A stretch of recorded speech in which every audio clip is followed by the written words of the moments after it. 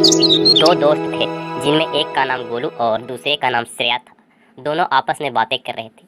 तभी उनके मन में ये बात आया कि क्यों ना हम पिकनिक पर चलें। तो श्रेया थोड़ा सोच कर बोली, हाँ हाँ चलो, ऐसे भी नया साल है। और ये कहते हुए दोनों अपने कमरे से बाहर आए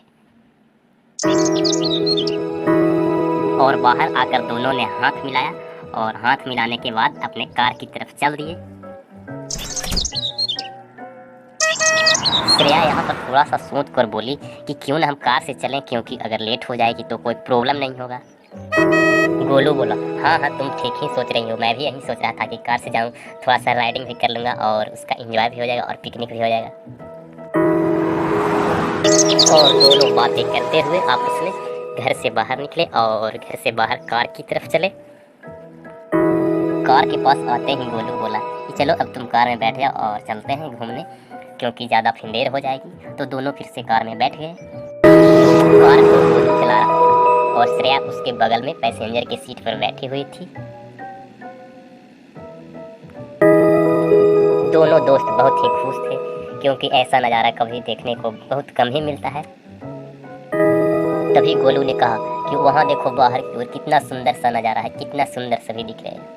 कुछ ही समय बाद दोनों ने एक होटल देखा। तभी श्रेया ने कहा कि चलो वहाँ पर एक होटल है, चलो वहाँ चलकर हम खाना खाते हैं। गोलू कहा, हाँ ठीक है चलो, और कहा चलते हैं।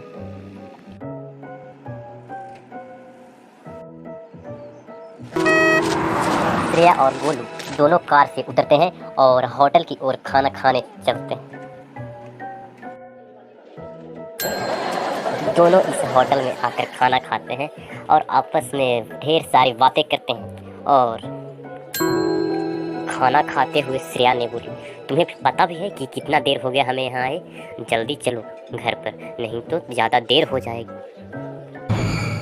तभी गोलू बोला, देखो कितना ज़्यादा देर हो गई है, अब हम चलो चलते हैं घर की ओर। तो दोनों अपने कार की ओर बाहर की ओर चलते हैं और कार में आकर बैठ जाते हैं। काफ़ी रात हो गई थी और श्रेया काफ़ी घबराई और डरी हुई सी लग रही थी। तो गोलू ने कहा, जंगल के बीच से एक रास्ता है, उससे चलो हम जल्दी पहुंच जाएंगे। और दोनों जंगल के रास्ते की ओर चल पड़े। तो श्रेया बोली, नहीं, हमें उस जंगल के बीच वाले रास्ते से नहीं जाना है, उस जंगल में चोर और डाकू रहते हैं। गोलू बोला, पर देर भी तो हो रही है, हमें जल्दी घर भी तो जाना है। श्रेया बोली, ठीक है, और का चलो उसी रास्ते से, और कोई उपाय ही नहीं है। जैसे ही ये दोनों जंगल के बीच वाले रास्ते पे आए तो इन्हें रास्ता ही भूल गया, इन्हें रास्ता ही नहीं दिख रहा था। तभी ये दोनों कार से उतर जाते हैं। दोनों उतर कर सोचने लगे कि अब कैसे जाएं, इधर तो कोई रास्ता भी नहीं और बहुत ज़्यादा रात भी हो गई है। श्रेया बहुत डर रही थी और डर के मारे वह रो रही थी, चिल्ला रही थी कि मैं कैसे जाऊंगी घर, बहुत ज़्यादा लेट हो गई। तभी अचानक से श्रेया गायब हो गई और कुछ ही देर बाद गोलू ने देखा कि एक डाकू उधर से आ रहा है। तो उस डाकू ने बोला, तुम कौन हो और इतनी रात के इस जंगल के बीच वाले रास्ते में इधर क्या करने आए हो?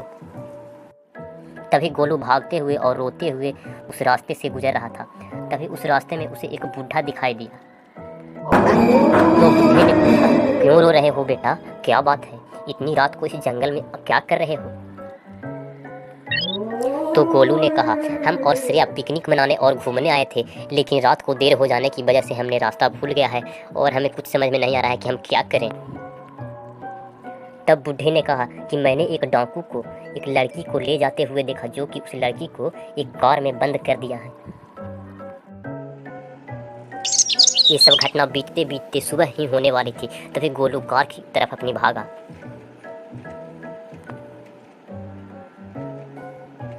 और यहाँ आकर देखा तो श्रेया कार में ही बैठी थी। तभी श्रेया बोली, जल्दी कार में बैठ जाओ, मुझे एक डाकू ने इस कार में बंद करके गया होगा, जल्दी ही आता ही होगा। तब दोनों कार में बैठे और वहाँ से चल दिए।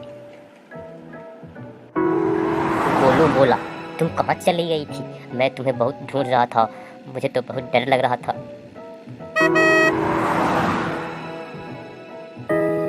श्रेया और गोलू दोनों ने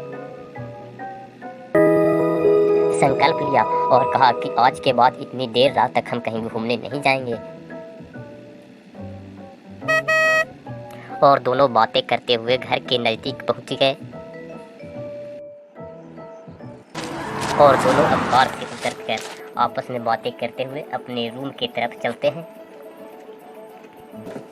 श्रेया बोली, ये बात किसी को पता नहीं चलना चाहिए, क्योंकि मैंने सीख लिया है कि आज के बाद मैं इतनी देर रात तक कहीं घूमने नहीं जाऊंगी।